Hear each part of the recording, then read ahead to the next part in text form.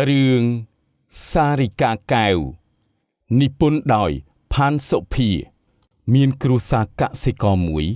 រស់នៅសុខនឹងគ្នាក្រោយរៀបការរួចនាយសក្ការៈស្រឡាញ់ប្រពន្ធណាស់ដោយសារតែនាងស្អាតក្មេងជាងខ្លួនហើយពិតណាស់សម្រស់របស់នាងស្អាតលើសអស់ស្រីនៅក្នុងភូមិអូនកុំធ្វើអីមិនក្តៅណាស់ចាំបងរែកទឹករួចចាំបងធ្វើស្មៅតិចតួចទេអូនធ្វើវាធ្វើអីដៃអូនតូចចាំតែធ្វើម្ហូបឲ្យប្តីទៅបានហើយដោយសារបានប្រពន្ធស្អាតផងទើបរៀបការហើយថ្មីថ្មោងទៀតនោះនាយលេងសម្ដីដាក់នាងចន្ទ្រារហូតនាងអៀនប្តីដឹងស្អីទេអ្នកដឹងអត់ថាខ្ញុំអៀនម្យ៉ាងទៀតការងារនេះវាតិចតួចទេខ្ញុំអាចធ្វើបានណាកុំបារម្ភអីនិយាយអញ្ចឹងយ៉ាងណាហើយអូនដំណាំយើងនោះបងគិតថាស្អែកដកយកទៅលក់ខ្លះយកលុយទិញម្ហូបនិងទិញកណាត់ស្អាតឲ្យអូនកាត់អាវថ្មីពាក់នឹងគេណាចាបងតកូននឹងស្បៃយើងល្អណាស់ហើយមួយវិញទៀតខោអាវអូនមានច្រើនហើយមិនបាច់រកថ្មីអីទេបងអូននៅតែផ្ទះជុំវិញតែចំការនឹងចង្ក្រានបាយស្លៀកពាក់ស្អាតពេកវានាំតែប្រឡាក់ដដែលនឹងណាស់ចុះបើអូននិយាយបែបនឹងហើយបងក៏តាមអូនតែយ៉ាងណាចាំបងឆ្លៀតមើលកណាត់មកផ្ទាំងពីរទុកក្រែងអូនចាំបាច់ត្រូវប្រើក្រោយសន្ទនាគ្នារួចពីរអ្នកប្តីប្រពន្ធក៏នាំគ្នាចូលផ្ទះសម្រានបាត់ទៅមកអ្នកអើយជួយទិញបន្លែទេស្រស់ល្អណាស់អ្នកទិញបន្លែទេអញ្ជើញបន្លែស្រស់សំជើញបន្លែល្អសំជើញទិញខាងខ្ញុំក៏បានដែរបន្លែស្រស់ចៅជួយទិញនំយាយផងណានំយាយឆ្ងាញ់ណាស់យាយធ្វើខ្លួនឯងទេភ្លាមនោះនាយសក្ការៈក៏រែកបន្លែមកដល់ផ្សារល្មមបន្លែស្រស់និងអមដោយរូបសង្ហារបស់គេផងនោះមានអ្នកចោមរោមទិញច្រើនណាស់ក្នុងនោះក៏មានមនុស្សស្រីម្នាក់ដែលជាបាវបម្រើរបស់លោកលួងឆាយលក្ខម្នាក់ដែរ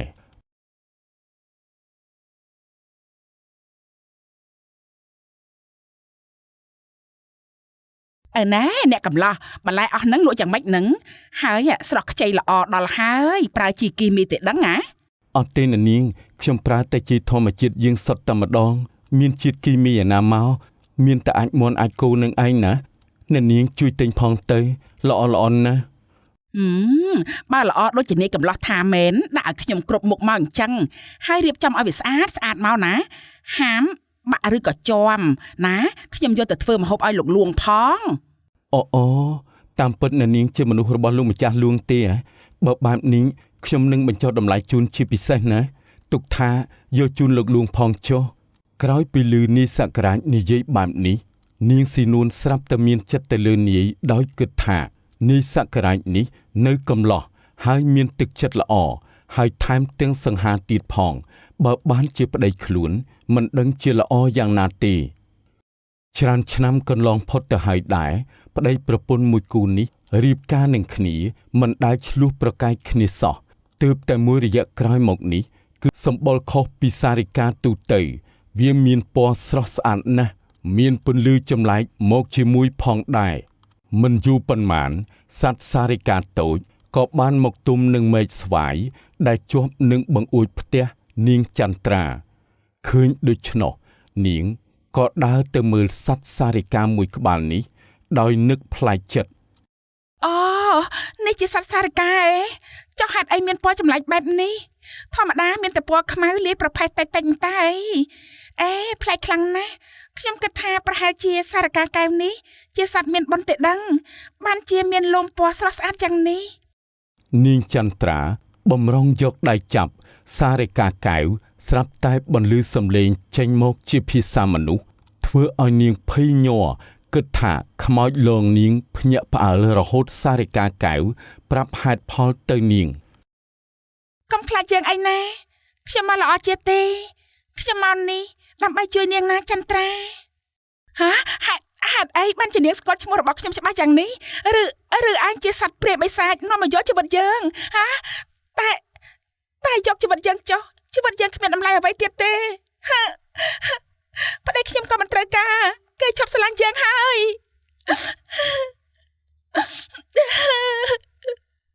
នាងឈប់យំទៅណា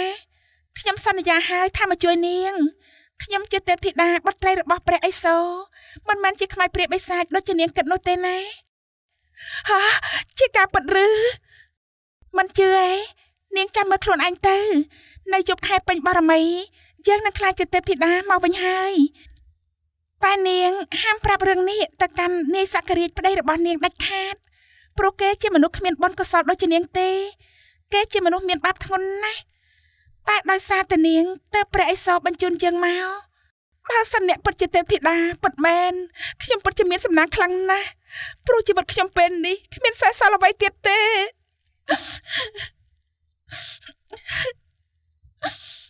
ឈប់យំចុះហើយចូលធ្វើខ្លួនធម្មតាប្រាំងដាំដំណាំជាបន្តបន្ទាប់លៀបនឹងមករកនាងទោះបីជានាងមិនរវល់ក៏ដោយនាងចាំតែមើលចុះចាប់តាំងពីពេលសារិកាកៅចូលមកទឹកដីផ្ទះរបស់នាងចន្ទ្រាតែងតែសង្កេតឃើញថាពិតជាមានលៀបសំណាងមិនចេះដាច់ដំណាំបានផលផ្លែលក់ក៏បាន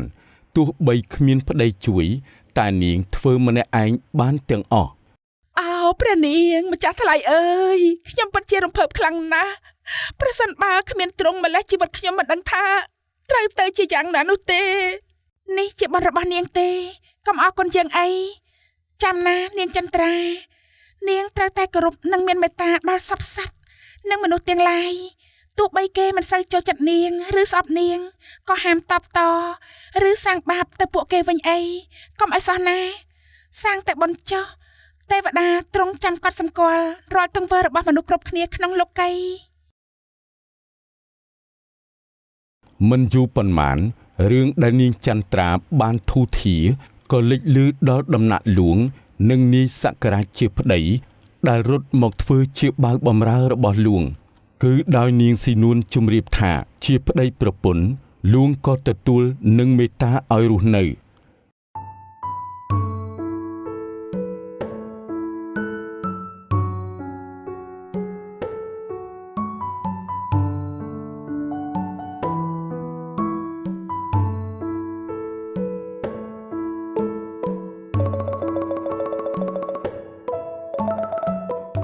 មើលលោករិទ្ធិមន្តយើងបានឮមកថានាងចន្ទ្រាដែលជាម្ចាស់ខ្ទមចំការបន្លែនោះសុកក៏មានបានណាស់មែនទេឥឡូវនេះទៀនប្រុសនាងចន្ទ្រាពេលនេះមានជីវភាពធូរធារណាស់នាងបានផ្ដល់ប្រាក់និងស្រូវអង្ករមកកាន់ដំណាក់ហ្លួងជាទឹកចិត្តបន្តិចបន្តួចផងដែរទៀនប្រុសប្រសើរណាស់នាងចន្ទ្រានេះពិតជាមានទឹកចិត្តប្រពៃល្អណាស់ចុះតើលោកដឹងទេថានាងធ្វើអ្វីបានជាត្រឹមមួយរយៈសោះជីវិតនាងធូរធារយ៉ាងនេះសង្ឃឹមថានាងមិនប្រព្រឹត្តអ្វីខុសច្បាប់ទៅចុះណាបាទទៀនប្រុសខ្ញុំបាទពុំដឹងច្បាស់ពីចំណុចលម្អិតនេះទេក៏ប៉ុន្តែឮមកពីអ្នកជិតខាងភូមិផងរបងជាមួយនាងថានាងមានដោយសារតែបាក់សីដ៏ស្រស់ស្អាតមួយក្បាលទៀនប្រុសឮភ្លាមលោកលួងភ្ញាក់ផ្អើលបន្តិចតែក៏អត់សង្ស័យពុំបានចិត្តកើតគំនិតចង់ដឹងចង់ឮទើបនាំមនុស្សទៅកាន់ផ្ទះរបស់នាងចន្ទ្រា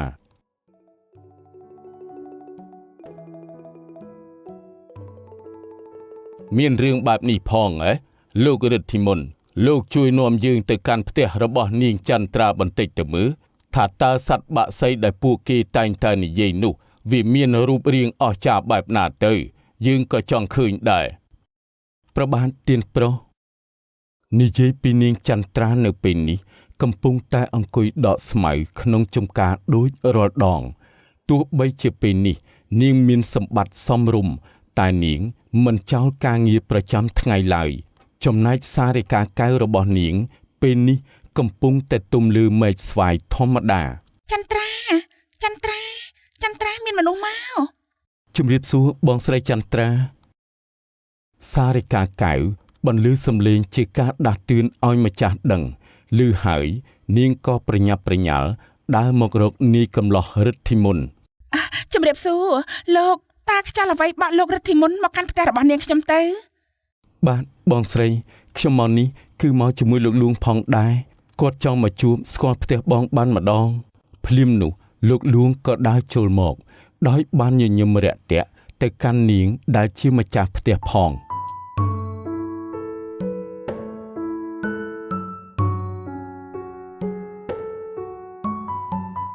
ចន្ទ្រាពួកគេមកល្អទេតែពួកគេមកគឺចង់ដឹងពីរឿងខ្ញុំប្រយ័ត្នពាក្យសម្ដីផងកុំភ្លេចខ្លួន បងចន្ទ្រាសូមសួរថាតើសត្វបក្សីដែលមានរោមពណ៌ល្អយ៉ាងនេះបងបានវាមកពីណាដែរ ចាជំរាបលោករថិមុននិងលោកលួងតាមពិតទៅសត្វសារកាកែវដែលពួកលោកចង់ដឹងនិងចង់ស្គាល់ប្រភពនេះខ្ញុំអាចជំរាបបានដើម្បីកុំឲ្យមានការសង្ស័យទៀតឬគិតថាខ្ញុំនិងសារកាគឺជាសត្វចង្រៃឬពួកសេនាបិសាចដូចជាគេនិយាយនោះគឺនោះនៅយប់នោះយប់ដែលប្តីខ្ញុំចាក់ចេញទៅ ក្រោយពីបានស្ដាប់និងដឹងរឿងទាំងអស់ហើយនោះលោកលួងនិងរិទ្ធិមន្តក៏នាំគ្នាញញឹមដោយនឹកថាចន្ទ្រាជានារីម្នាក់មានបុណ្យទើបមានទេវតាតាមជួយនាងទោះបីជាសារិកាកែវតូចជាអ្វីក៏មិនសំខាន់ដែរពេលនេះដឹងត្រឹមថារិទ្ធិមន្តកំពុងតែលួចសម្លឹងបក្សីតូចនិយាយមិនឈប់បងស្រីតែខ្ញុំអាចប៉ះរោមបក្សីតូចនេះផងបានទេខ្ញុំចង់ដឹងថារោមវាទន់និងស្អាតកម្រិតណា ចាលោកចាមិនអីទេណាស្ទាបបានតែថ្នមខ្លាចកូនបាក់សីខ្ញុំគេភ័យរត់បាត់ទៅ មែនហើយថ្នមណារិទ្ធិមន្តក្រែងលោសัตว์វិភ័យវាហើរទៅបាត់ទៅ ហើយកុំណានាយគ្មានសិទ្ធិមកប៉ះពាល់យើងជាដាច់ខាតណាយើងជាស្រីណានាយជាប្រុសអើយនាយថ្លាមធំណាស់យើងនឹងទូលព្រះបិតាហើយអុយ ទុនល្មើយរោមឯងទុនណាស់សារិកាកែវអើយនីកំឡោះបានចាប់លើកបក្សីមកក្បែរមុខរបស់ខ្លួនទើបធ្វើឲ្យព្រះនាងចាប់ផ្ដិតយកមុខរបស់គេនិងកែវភ្នែកទម្រង់មុខរបស់នីកំឡោះបានយ៉ាងច្បាស់រហូតភ្លឹក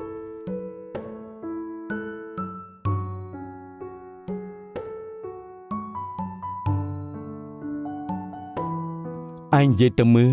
យើងចង់លឺឯងនិយាយណាស់សារិកាកែវ ហើយមនុស្សឡប់ប្រហែលណា លោកលួងនិងកូនចៅនិងរិទ្ធិមន្តបានត្រឡប់មកដំណាក់លួងវិញ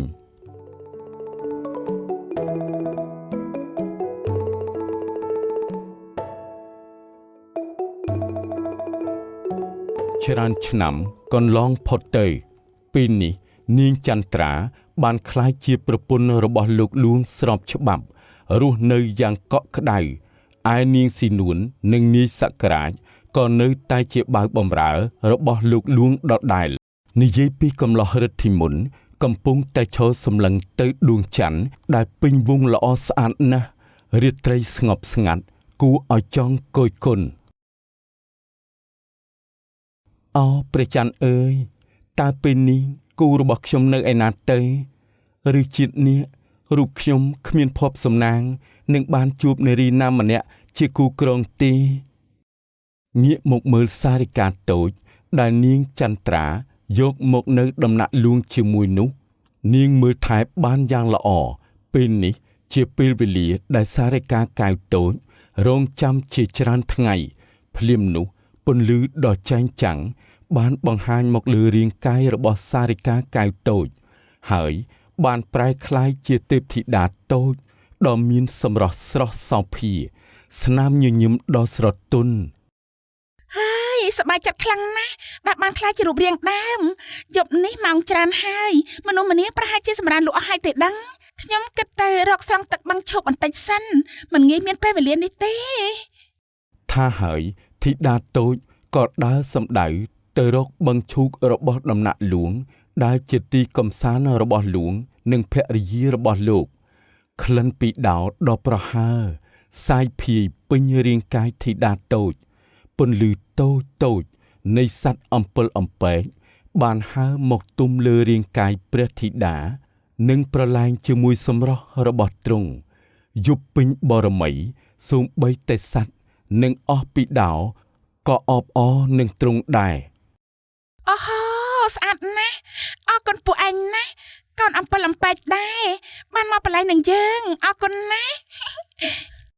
រំពេចនោះដែរកំឡោះរិទ្ធិមន្តស្រាប់តែបានឃើញពន្លឺចែងចាំង